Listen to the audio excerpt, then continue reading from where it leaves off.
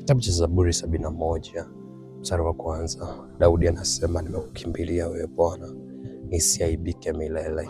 Kwa haki yako uniokoe, kwa haki yako unisaidie.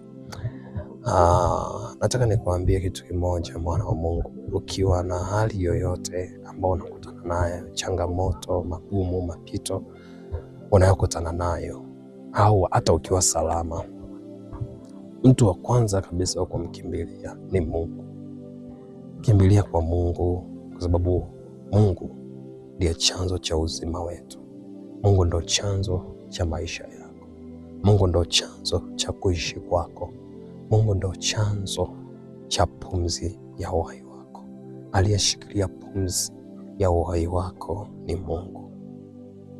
Ukiwa na hali yoyote, wa kwanza kumkimbilia ni Mungu, na Mungu atakuelekeza uende wapi. Ukiwa na changamoto yoyote, mtu wa Mungu, kimbilia kwanza kwa Mungu ili usiaibike.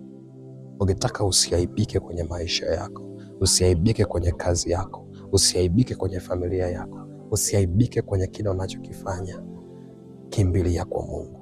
Mkimbilie Mungu. Mwakasege aliyekusema hata ukiwa na dhambi usimkimbie Mungu, kimbilia kwa Mungu. Ukiwa na hali hiyo hiyo, hata kama una ugumu kiasi gani, hata kama umekosea kiasi gani, Mungu wetu bado ni wa upendo. Mungu wetu